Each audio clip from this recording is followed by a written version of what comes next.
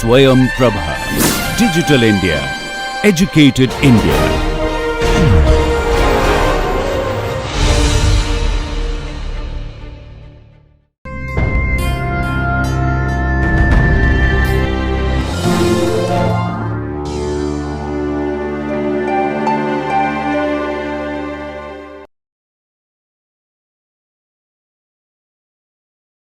In this lecture, I will provide an overview on different aspects of bioinformatics we learned in this course, specifically on various algorithms or databases as well as the different applications of bioinformatics.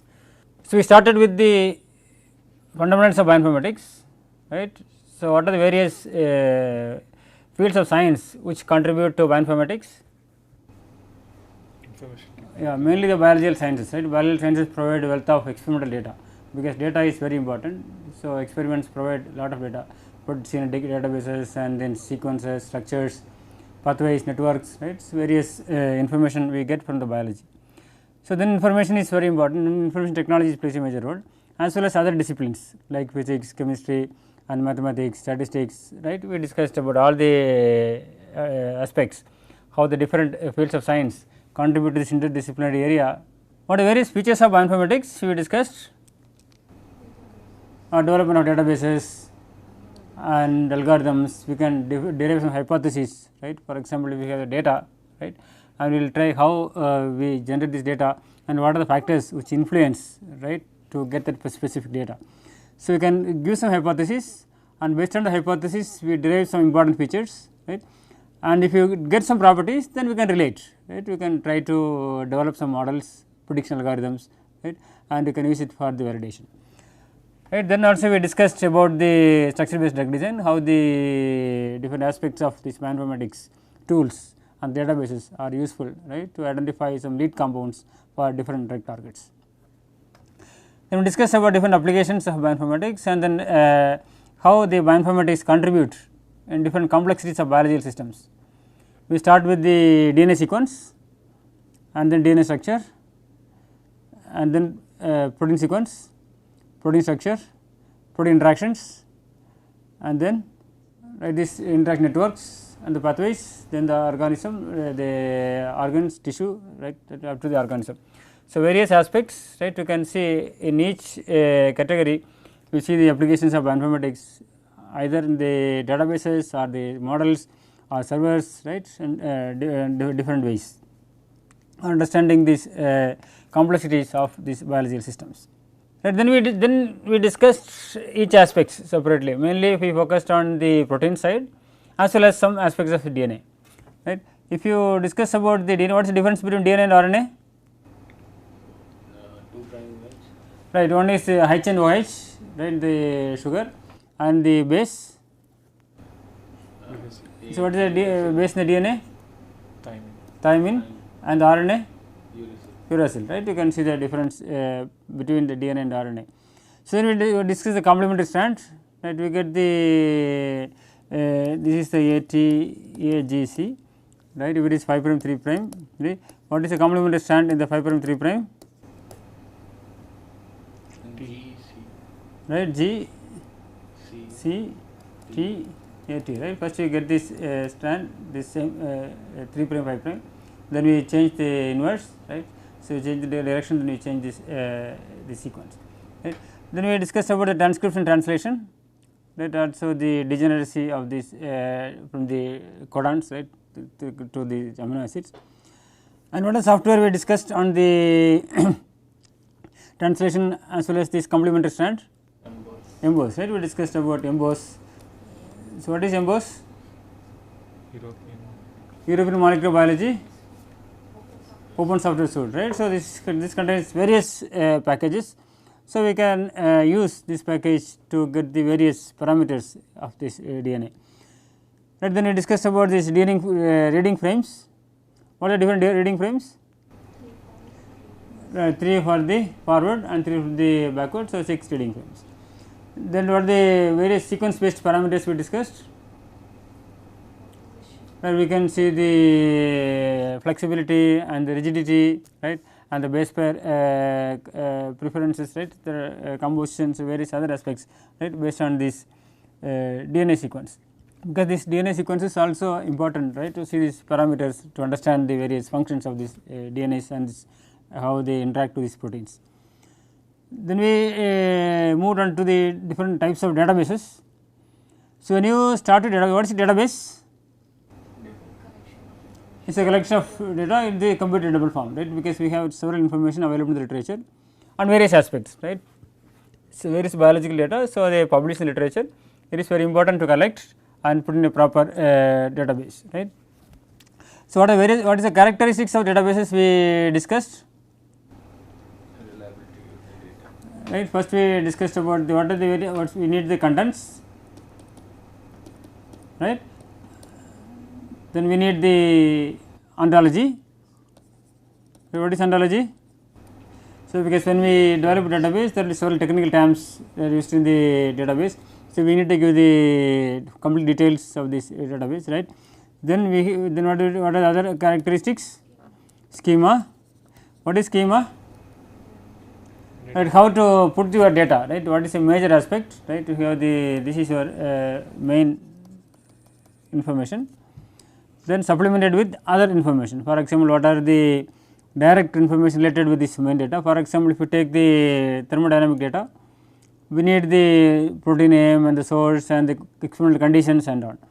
Then we can give more additional information regarding the sequence, structure and other things, right. Then we give the search option. So, then we have to give the display, right, how to output your data. So, you have to make the organization right of your database, how to do that, right. Then what are the next one? You have the specific format. What is format? Right, they have the same order. So, you have the order, what are the terms you use in your database. So, it should be the same in all the entries, right. Then it will be easier to fetch the data, right, as well as for the users it will be easier. For example, if you take the protein data bank, start with the header, compound, right, finally it goes up to the sequence residue information, then second is the helix strand, then start with atoms, right. So, if you are interested in the 3D structure, 3D coordinates, then you go with the atom records, right. So, if you see any PDB ID, so they follow the same format. So, you have to use some specific format. And then the data retrieval, right. How to retrieve the data? We should provide proper search options. Then it is to think about what are the various options the users like to have, right. Personally, if you use your thermodynamic data, they are interested in the free energy data, right. Likewise, what are the information the users prefer? Accordingly, you design your observer site so that they can easily obtain the data. Right, there are some search options. Then as soon as they search, they should get the reliable data, right. It is very important to get this reliable information and the information what they require, right, that is very important. So, in this case you have to make the interface such a way that the users can retrieve the data, right. Second aspect is that should be available all the time, then should be fast enough, right, to show the data, right. So, otherwise if it is not properly maintained or it is not available all the time, then the users do not use it again, right. They have to be very careful. Then we have to provide proper links to the external databases, because when you develop a database, you get the information from different resources. On the other hand, there will be several other databases which are related to your specific database. In this case, we have to provide the links to all the relevant databases. In this case, users can get the information, right, if they need more data. Right. For example, if you take the stability data, so you get the data from the literature, provide the literature information. In this case, they can expand, right, the knowledge to read the papers. So, like the database, you have several characteristic features, and we discussed about the various databases. What database for the nucleotide sequence databases? You see the DDBJ, EMBL, GenBank, right. So, they have the different information or they have similar information, right? They also follow similar format also. So, the same time they develop different places, then they form the network. So, in this case they can share the data. So, in this you can let us deposit data in one place, it can shared by others. In this case, you can get the uniform data in all these databases.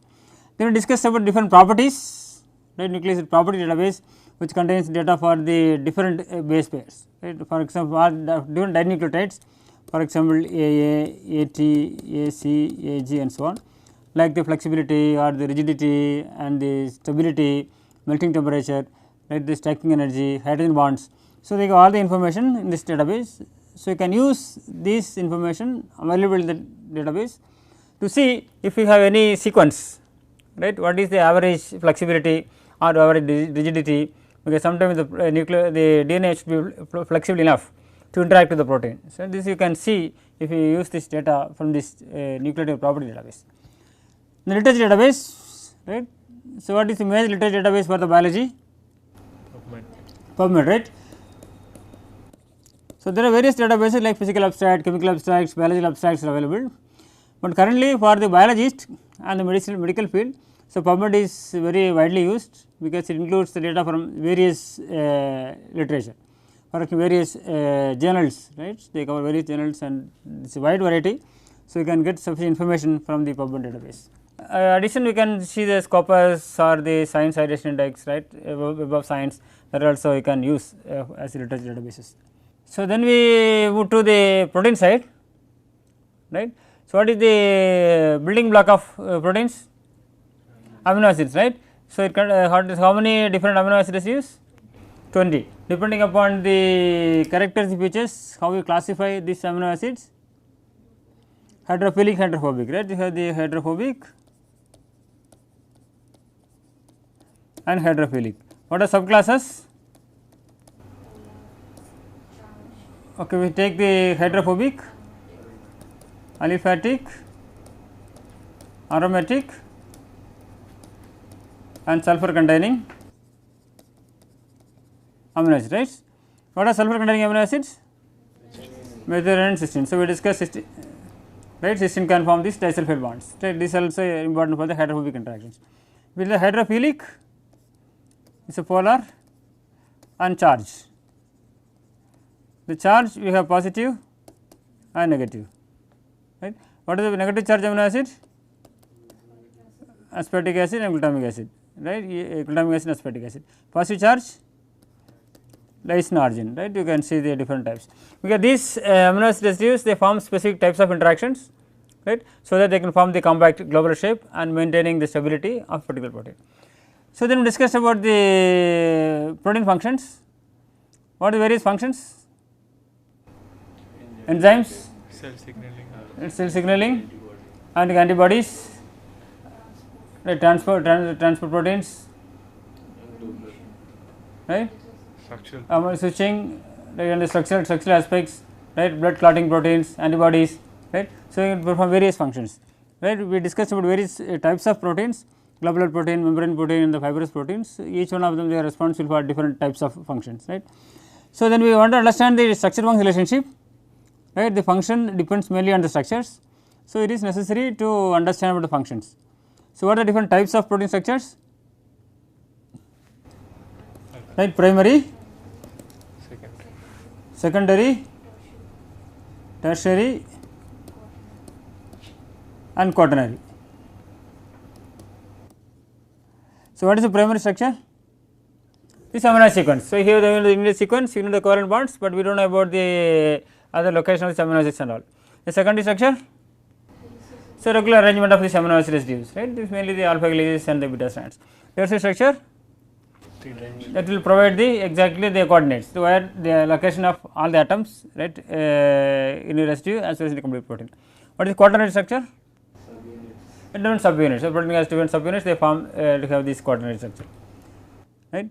So, in between there are two different structural aspects, you can see the supersecondary structures plus the domains, right. Then we see the different types of databases for protein sequence, protein structure and protein function. We take the protein sequence database. So, what is the initially developed protein sequence database? PAR, right. They developed the protein information resource and then they developed this sysprot. So, this PAR and sysprot, they merged together to form this uniprot, UniProt has the manually curated sequences plus completely annotated sequences. Currently, how many data in the UniProt database? Around 85 million sequences, right? Right. What is the unique features of UniProt? Right, next less redundancy, highly integrated, and the links with other databases, right? So the integration of databases. So, this is the reason why the UniProt is widely used. Also, what are the information which are available in UniProt database? You can see the functions, you can see database data, and you can see the pathways, interactions, right. If you have a protein, so you get almost all the information, right, from this UniProt database. So, then how to obtain the data from UniProt? You can search, right, you can search with any protein name, or you can search with the mesh terms, right. Also, you can get the data with specific redundancy, right. You can what are various cutoff available from the UniProt, 90%, 100% and 50%, right. You can search and then you can get this information. You can get the data for any specific protein as well as a group of proteins you can use, right. You can use different mesh terms, right. You can obtain the data. Then what are the applications of UniProt? You can retrieve a sequence protein. Yeah, you can get the sequence for any aspects, for whatever the classes are based on structure, based on function, right. If you want to understand the specific features, right, you can get obtained from this UniProt. So, also UniProt provides the statistics of the different proteins. What is the actual average length of the protein in the for the sequence available database? 315 sequence residues, right. But generally, they are only about 100 to 300 residues, right, and some proteins are long length. So, average you can say about around 315 residues. Then also they give the statistics for the different amino acid residues. Which residues are highly occurring amino acid residues? Alanine, valine, leucine, these are having about 10%. Then few residues the rarely occurring amino acids. What are rarely occurring amino acids? Cysteine, tryptophan, that is rarely occurring amino acids in this UniProt database. So, then we have these sequences, they want to compare, right, how far two sequences are similar, right, how they are distant from these sequences. So, we try to understand this sequence similarity, we develop algorithms for the aligning sequences. So, what is pairwise alignment? Alignment of two sequences. Align two sequences, right. So, what are the various ways to align two sequences? For example, this is a sequence,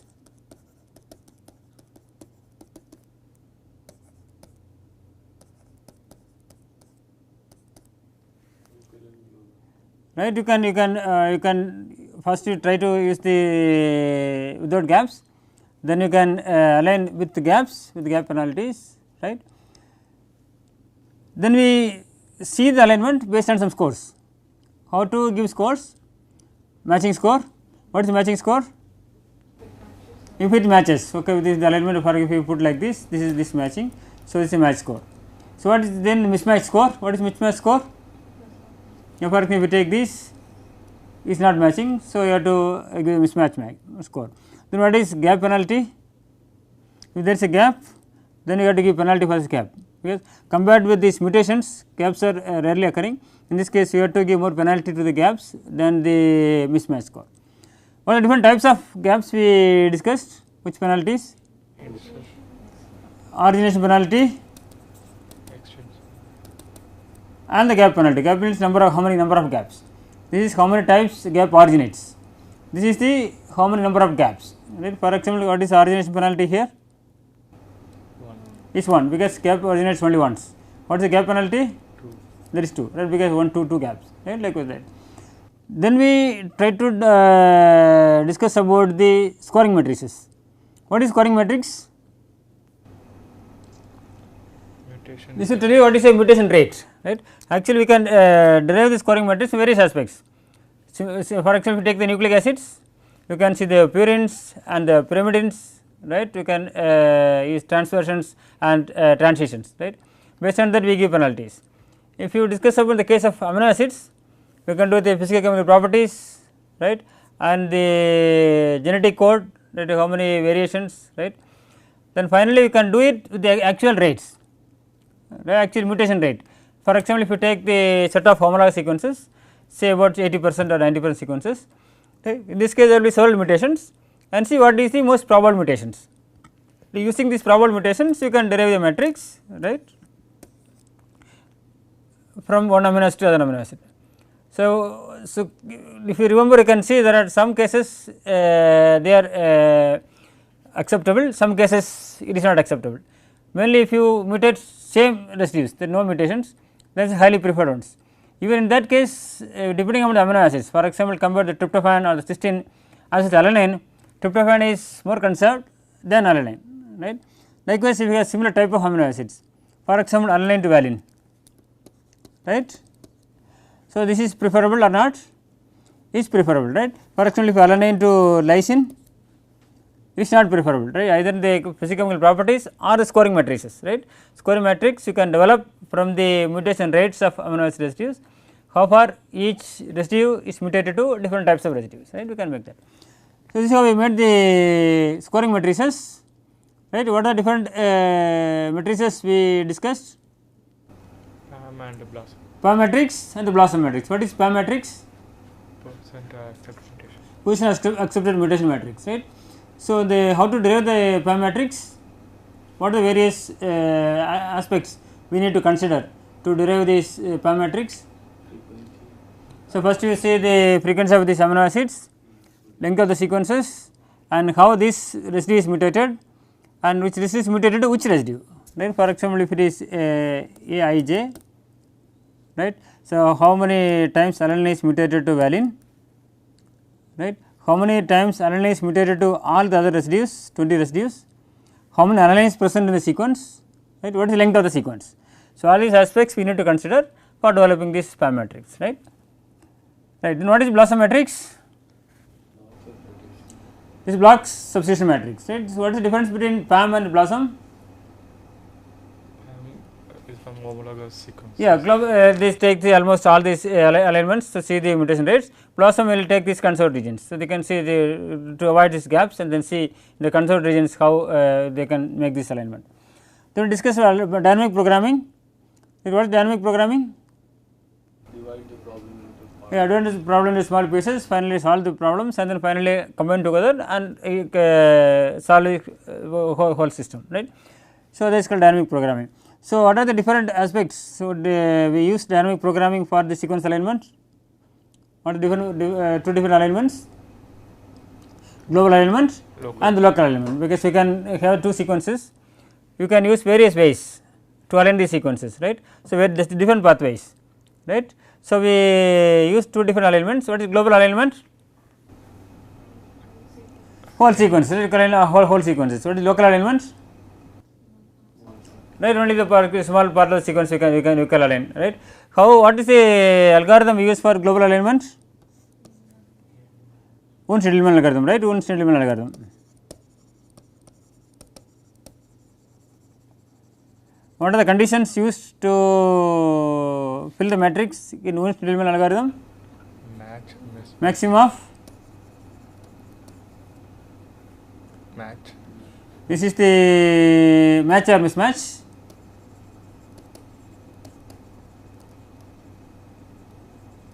Right, match we have score, mismatch we have score, Gap. then gap, that is insertion or deletion, right. So, we have the rank, we have the score for each case, we have match score, we have mismatch score, we have insertion gap penalty for insertion deletions. So, based on this you can give the maximum value provided from all these three values, right. So, what is local alignment? What is which algorithm used for local alignment? Smith-Waterman, right. So, what is the condition for the Smith-Waterman algorithm? Match, mismatch and 0. This is plus 0. So, in this case there is no negative values, right. In this case you can restrict for the small gaps, any small matches, fine. So, how to align these sequences? If we have two sequences, right, first we see the very different options, right. For local element, see the 4 values, then fill the value numbers and from the back see the highest score, you go back to trace back, then accordingly you can put the gaps, right, and then you can make this alignment, right. Then what are the various programs we use for the sequence alignment? BLAST is widely used tool. What is expansion for BLAST? basic local element Sir, search tool, right. So, what are the various features of the BLAST? can do Right, you can search for any sequences, you can get all the sequences which are matching with that particular sequence and align the sequences, right. So, you can, what are the various features we get, what are the various scores we get from BLAST, right. We can see the p values, you can see the e values and the similarity, max score. right, maximum score, right, identity, this is the scores we can get in the BLAST and coverage, right. From that you can see whether a sequence alignment is perfect or not. For example, this is a sequence,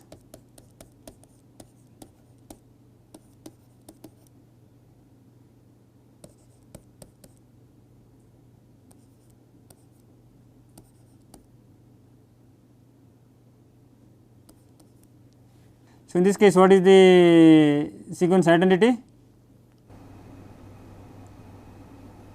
So how many identical sequences?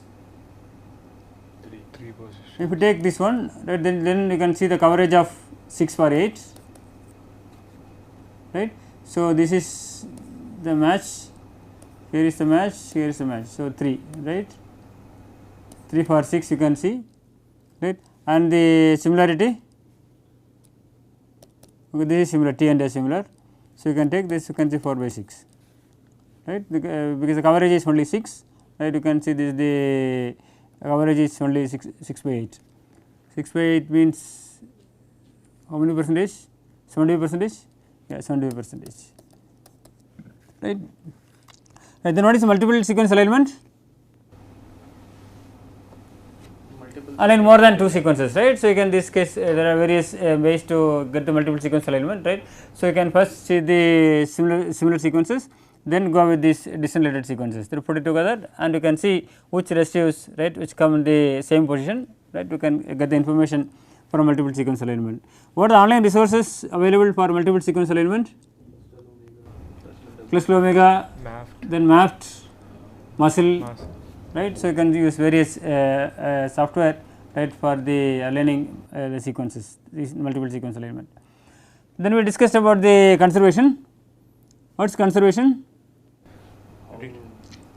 This Yeah, a residue is occupying the same position, right. If you have the 100 sequences, among the 100 sequences take position number 5, it is alanine. How many sequences they have alanine at position number 5? So, this will give you the information regarding the same amino acids present at the same position, right.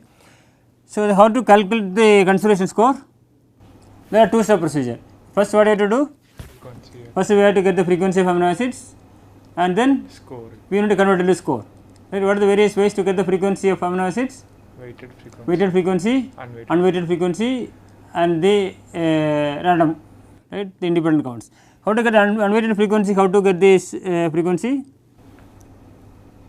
count of the N of I by n, right. So, for each position, that how many times each amino acid is present, right, and then see how many amino acids in a particular position.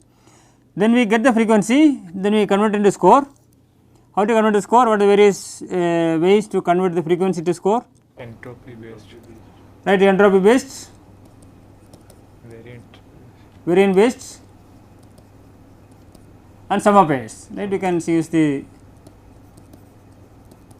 different ways to get this, right. So, what is the program available to get the conservation? EL2CO, right. How it works? We have to give multiple sequences. Yeah, we can give the multiple sequence, well, this is alignment, we give the multiple sequence alignment, then they use any of these algorithms. So, if what we can choose whether you need entropy based measure or the variant based measure, right, and also the frequency also you can choose, based on that you will calculate the score. So, you normalize the score, right. What is the formula to normalize the score? X minus x bar by sigma. So, you can get kind of G score, you can normalize the values. Then what are other analytical resources to get the conservation? A conserve, right.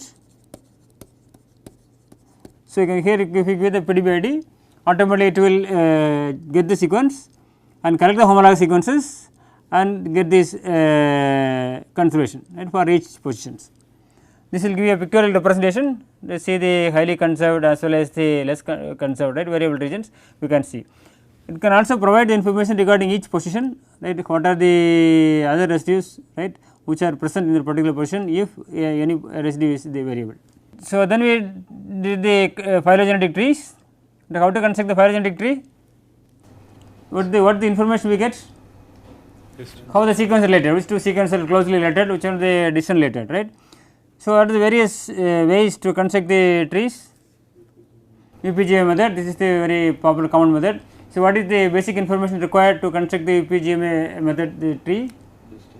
Distance, right. See the mismatches, depending upon the mismatches we can say, right. If two sequences are less mismatches, that means they are closely related, right. So, you can construct this phylogenetic tree. Then we discussed about the phylip, right. So, this widely used program. So, you can use the phylip, right, to construct the phylogenetic trees. Okay, then see you can do this from amino acid sequences. You can get the alignment, you can get the multiple sequence alignment and the conservation close related sequences, all the information you get from the sequence.